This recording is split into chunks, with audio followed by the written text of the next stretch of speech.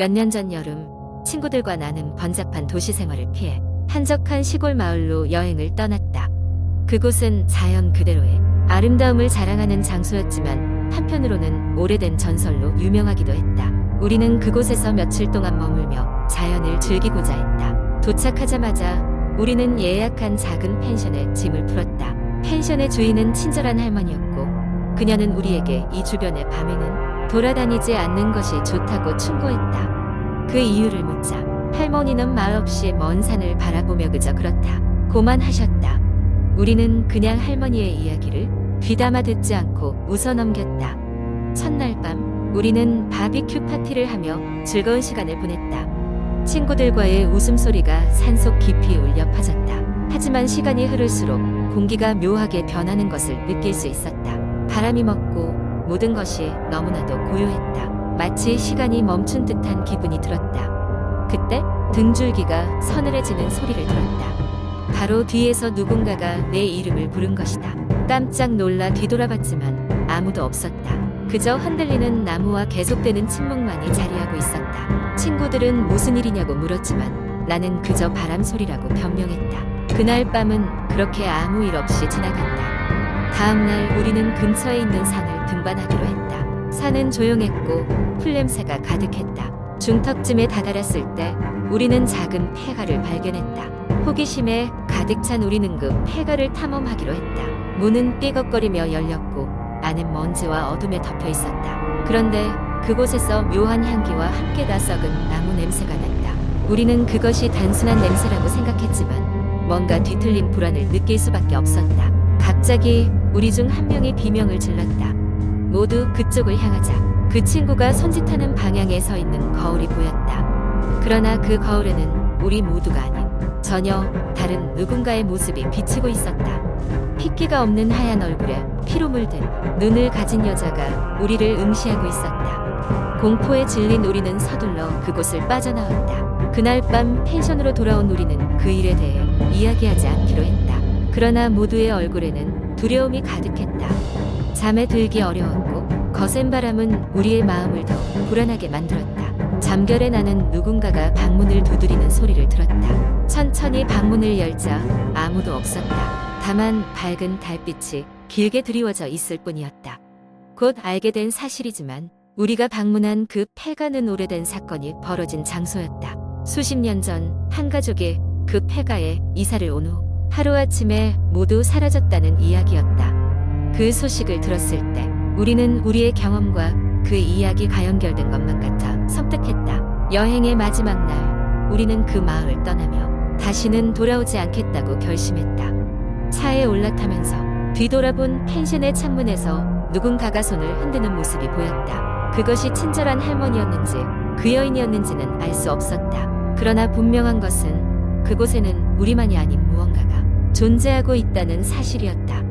그 이후로 우리는 그 수상한 경험에 대해 대화하지 않았다. 그저 우리가 알고 있는 것은 그 마을에 대한 기억은 단순한 여행의 추억으로 남길 수 없다는 것이었다. 그리고 그때부터 한동안 밤에 혼자 있을 때면 누군가가 내 이름을 부르는 소리가 아직도 들리는 것 같은 기분이 들곤 했다. 두 번째 이야기의 날, 서울의 한 복잡한 도심 속에 위치한 낡은 고시원에서 시작된 이야기를 들려주려고 한다. 이 고시원은 이제는 대대적인 리모델링이 필요해 보이는 세월의 흔적이 깊게 배어있는 건물이었다. 이곳에는 다양한 사연을 가진 사람들이 모여 살고 있었다. 대학생, 취업준비생, 그리고 도시에서의 삶에 지친 직장인까지 각자 이유로 이 낡은 건물에 머물고 있었다. 주인공인 민수는 최근에 그 고시원에 입주한 대학생이었다. 그는 대학과 도서관을 오가며 바쁜 생활을 하고 있었지만 가끔 자신의 방에 들어서면 이상한 기운을 느끼곤 했다. 방은 어디서든 느껴지는 썩 좋지 않은 냄새와 함께 약간 오싹한 느낌을 주었다. 하지만 낡은 건물에서는 흔히 있는 일이라고 생각하며 대수롭게 여기지 않았다. 그러던 어느 밤이었다. 민수는 피곤한 대학 생활로 인해 일찍 잠자리에 들었다. 깊게 잠든 듯 싶었는데 갑자기 이상한 소리에 잠에서 깼다. 그 소리는 분명히 사람의 발소리였고 그의 방문 앞에서 멈춘 것 같았다. 민수는 그저 다른 고시원 사람이 지나가는 것이라 생각하고 다시 잠을 청했다. 하지만 그 소리는 다음 날 밤에도 그 다음 날에도 계속되었다. 어쩌면 문 앞에서 멈춘 발소리는 하루가 다르게 점점 또렷해지는 듯했다. 몇 주 후 점점 더 시끄러워지는 발소리와 함께 정체 모를 속삭임이 들려오기 시작했다. 불안감에 휩싸인 민수는 더 이상 이를 무시할 수 없었고 고시원 다른 주민들에게 이 일을 이야기했다.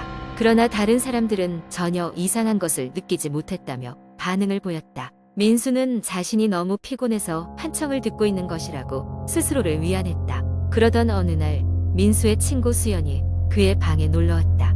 그날 저녁 두 사람은 함께 이야기를 나누며 늦은 시간까지 깨어 있었다. 그러다 수연이 갑자기 민수에게 물었다. 혹시 누군가 내 방 밖에 서 있는 거 본 적 있어? 민수는 소름이 돋을 수밖에 없었다. 그 발자국 소리가 너도 들리는 거야? 하고 물으며 두려움을 확인했다. 수연도 그 발소리와 속삭임을 분명히 들었다며 문 쪽으로 시선을 돌렸다. 그날 밤 두 사람은 거의 잠을 이루지 못했다. 그리고 다음 날 민수는 고시원 주인에게 이상한 이야기를 전하며 방을 옮길 수 있는지 문의했다. 하지만 이미 빈 방이 없다는 대답만이 돌아왔다. 그날부터 민수는 방에 들어가는 것이 두려워지기 시작했다. 결국 한 달 후 민수는 피할 수 없는 기말고사 기간과 겹치면서도 더 이상 정신적으로 버틸 수 없다는 판단에 이르렀다. 그는 부모님께 부탁해 간신히 외부의 다른 원룸으로 거처를 옮겼다. 몇 달이 지나 민수는 그 고시원에서 있었던 일을 거의 잊을 수 뉴스에서 한 가지 소식을 접했다. 그가 살던 고시원에서 한 낡은 벽이 무너지면서 그 안에서 오래된 시신이 발견되었다는 것이었다. 그 시신은 실종 신고가 되어 있던 예전 거주자였고 경찰은 사망 원인을 조사 중이라는 내용이었다. 민수는 그제서야 자신이 경험한 오싹한 기운과 정체 모를 발소리의 이유를 어렴풋 이해할 수 있었다. 그리고 그 이후로는 낡은 건물에서는 아무리 싸고 좋아 보여도 들어가지 않겠다고 결심했다고 한다. 이 이야기가 정말로 민수가 겪은 일인지 아니면 단순한 괴담인지에 대해서는 의견이 분분하지만 사람들은 그저 조용히 확인할 수만 있었다. 그리고 서울의 그 낡은 고시원은 조만간 없어질 것이라는 소문만이 돌고 있었다. 세 번째 이야기. 한국의 인터넷 커뮤니티에는 많은 사람들이 흥미롭게 읽는 공포 이야기, 즉 공포썰이 많이 공유됩니다. 이러한 이야기들은 대개 익명의 사용자들이 직접 경험한 것이라 주장하는 경우가 많으며 독자들로 하여금 등골을 오싹하게 만들곤 합니다. 여기에서는 한 가지 긴 이야기를 만들어 보겠습니다. 어느 여름날 나는 오래된 친구들과 함께 산 깊숙 한 곳에 위치한 작은 오두막으로 여행을 갔다.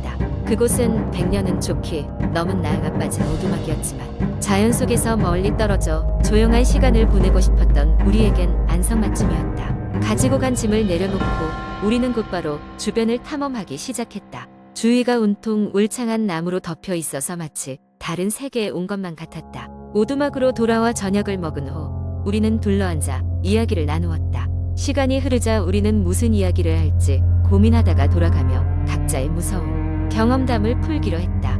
친구들 중 얘기를 시작한 건 유난히 겁이 많았던 민준이었다. 민준이 말했다.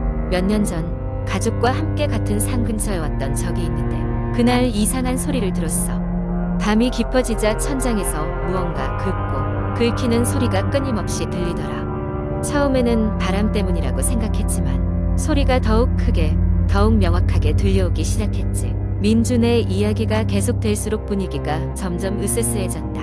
몇몇 친구들이 소름 끼친다는 듯 발장을 끼고 몸을 움츠렸다. 그때 갑자기 바람이 불면서 창문이 요란하게 흔들리기 시작했다. 순간 모두가 놀라 비명을 질렀다. 민준은 장난으로 우리가 겁에 질린 것 아니냐며 놀려댔지만 사실 그의 얼굴도 창백했다. 밤이 더욱 깊어짐에 따라 우리는 다시 웃음소리를 되찾았고 각자의 침대로 향했다. 그러나 잠든 지 얼마 지나지 않아 어디선가 다시 그 소리가 들리기 시작했다. 이번엔 어떤 것이 오두막 주변을 서성이는 듯한 발자국 소리였다. 나는 긴장을 풀고 외부 소리라고 애써 무시했지만 소리는 점점 더 가까이 다가오고 있었다. 다음 날 아침 우리는 소리가 들린 쪽으로 걸어갔다. 땅에는 뭔가 거대한 짐승이 지나간 듯한 흔적이 남아있었고 나무들은 일부가 꺾여 있었다. 그것이 정확히 무엇인지 알아내기 위해마저 걷기를 멈추지 않았고 결국 우리를 끌어들인 것은 한 고즈넉한 호수였다. 호수가 있던 자리는 그 자체로 아름다웠지만 왠지 모를 기운이 감돌았다.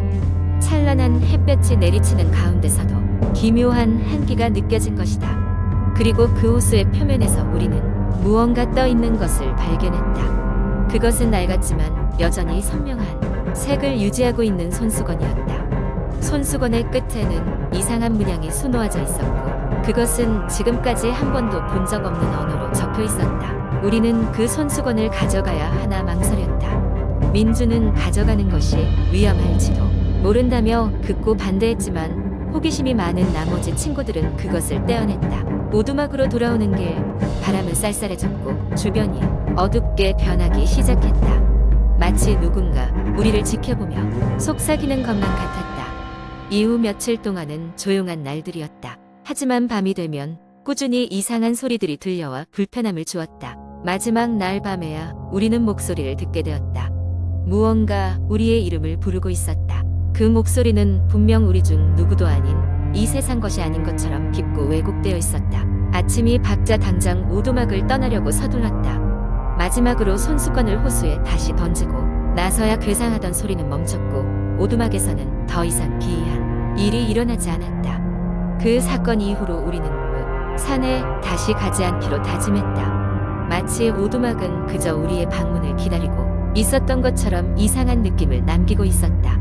이 이야기는 여러분의 상상력을 자극할 수 있는 단순한 허구의 이야기지만 독자들 사이에서는 종종 전달되는 경험담으로 자리 잡곤 합니다.